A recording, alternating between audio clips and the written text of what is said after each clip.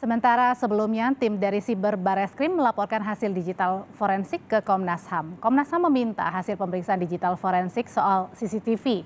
Komnas HAM merespon pernyataan Kabar Eskrim soal hilangnya CCTV di rumah Irjen Verdi Sambo. Kita bergabung dengan Ketua Komnas HAM, Ahmad Taufan Damanik. Selamat petang, Pak Taufan. Selamat petang. Ya, Pak Taufan, Anda bilang ada perkembangan paling baru dari kasus polisi tembak polisi. Apa perkembangan terbarunya?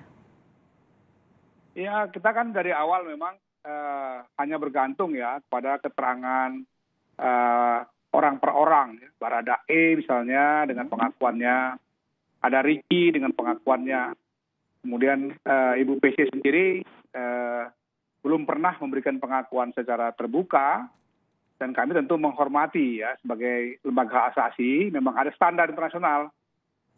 Orang yang mengklaim dirinya, apalagi sudah mengadukan dia sebagai terduga kekerasan seksual, korban kekerasan seksual harus diperlakukan atau diasumsikan sebagai korban. Karena itu kita tunggulah hasil asesmen dari psikolog. Ya. Paling bagus sebenarnya kami sudah usulkan supaya ada second opinion dari asesor yang lain misalnya untuk memastikan apakah memang PTSD-nya itu masih cukup kronis atau sudah bisa untuk memberikan keterangan. Nah, yang jadi masalah kan karena ada alat bantu pendukung seperti CCTV dari awal sendiri sudah membuat kami curiga karena dikatakan rusak tetapi alasan satu dengan lain itu tidak sinkron. Sehingga memang sejak awal kita sampaikan ini hal yang banyak kita curigakan ya. Dan akhirnya kan diakui bahwa memang ada pihak-pihak yang berusaha mengambil kemungkinan juga menghilangkan datanya. Sehingga memang tidak terlihat jelas apa yang terjadi kalau CCTV itu tidak ada. Hanya CCTV di rumah pribadi sepanjang perjalanan Magelang sampai Jakarta dan beberapa rumah lain di sekitar rumah pribadi maupun rumah dinas. Tapi yang di dalam rumah dinas tidak ada.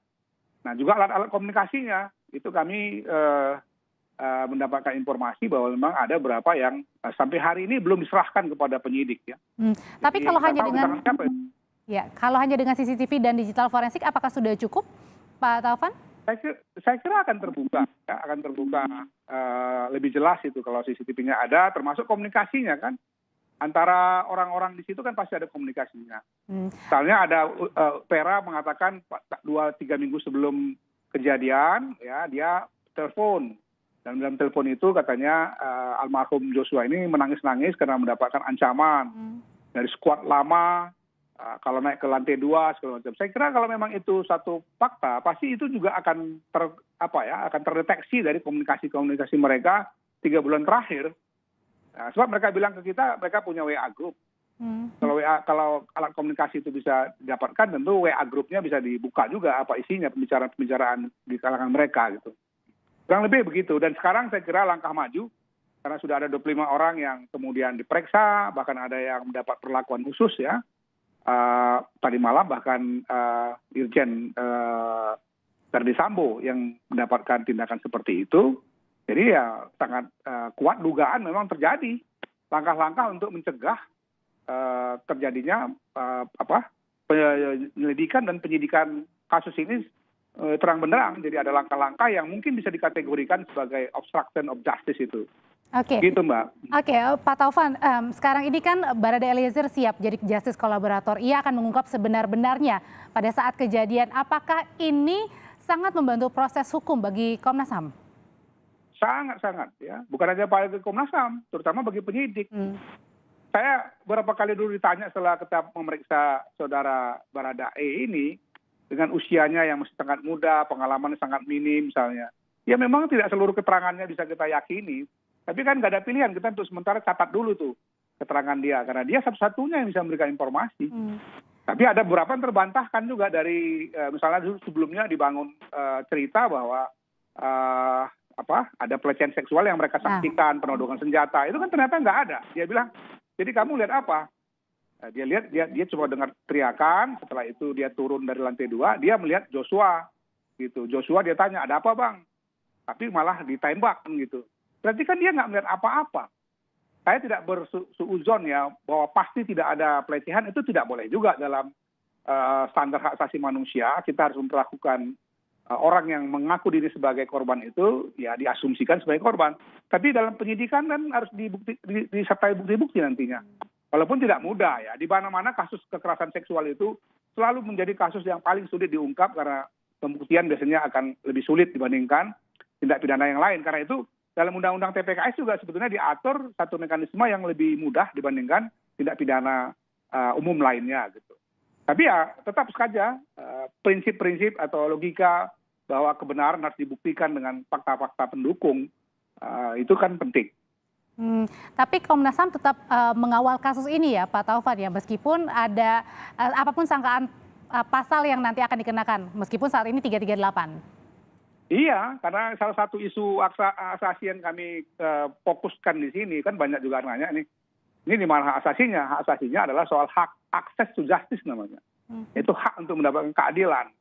Bagi siapa? Bagi siapa saja, terutama tentu saja yang sudah faktanya jelaskan bagi saudara Joshua yang sudah meninggal dan tidak punya kemampuan lagi untuk mempertahankan hak-haknya, memberikan jawaban, informasi, dan tentu saja keluarganya. Tapi juga di sisi lain ada Ibu PC yang mengaku atau mengadukan bahwa dia melakukan pelecehan seksual. Itu juga harus dijaga hak-haknya. Termasuk juga orang-orang yang sekarang dijadikan tersangka. Melalui apa? Melalui apa yang disebut sebagai proses fair trial. Jadi saya katakan tidak boleh ada orang ya dihukum tidak berdasarkan fakta bahwa dia melakukan satu kesalahan tertentu atau nanti dihukum melebihi proporsi tindakannya. Sekarang kan kita bertanya, apa benar ini Baradae? Sejak awal kita bilang itu, apa benar? Kalaupun dia mengaku begitu, oke, ya. Tapi pertanyaannya apakah dia sendirian? Kalau misalnya ada yang lain, kemudian dia menanggung sendiri resiko dari tindak pidana itu kan dia bertentangan dengan prinsip fair trial yang itu bagian dari hak asasi manusia. Artinya jadi itu yang kita lakukan pengawalannya. Ya, artinya ketika nanti Baradae Eliezer mengungkapkan fakta yang sebenarnya dia ketahui dan dia lihat, ini bisa saja mengubah alur cerita. Iya, saya yakin itu. Apalagi sekarang kan LPSK sudah menawarkan. Saya kemarin kan juga dialog dengan Mas Hasto ya, ketua LPSK, yaitu kan bukan hanya sahabat tapi kolega kelembagaan kami. Apakah bisa dimungkinkan dengan mekanisme justice kolaborator? Bisa, dia bilang. Meskipun dia tersangka. Biasanya kan kalau tersangka nggak bisa lagi menjadi di bawah perlindungan LPSK. Tapi kalau dia justice kolaborator, maka bisa.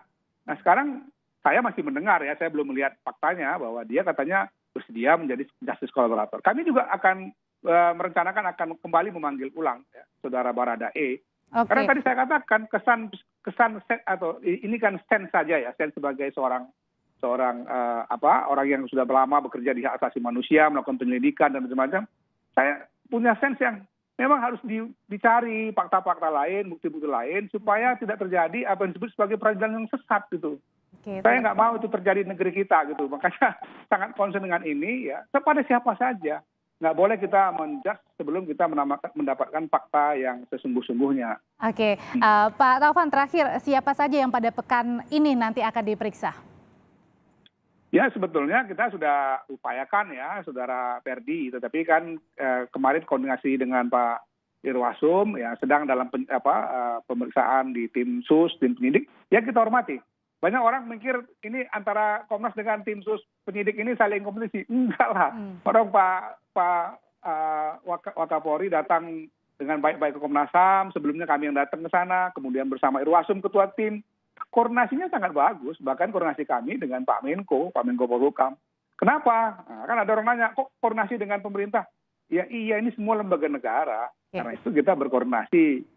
Ada info di sana dikasih ke kita. Kadang-kadang kita kasih info itu ke sana. Pak, ini begini gitu. Itu dalam rangka tugas yang sama untuk menegakkan keadilan. Kan coba aja lihat perkembangannya pelan-pelan kan sudah mulai lebih terang dibandingkan awal-awalnya. Meskipun banyak orang mengatakan ini kan kasus yang mudah. Ya mudah kasusnya secara teknis. Okay. Tapi unsur-unsur yang tadi dikatakan Pak Menko Polhukam itu menurut saya itu fakta. Itu saya sangat mengapresiasi analisis yang luar biasa dari Pak Menko itu. Oke, berhubungan dengan psikohierarki dan psikopolitis itu kan. Itu yang kita ada sebetulnya.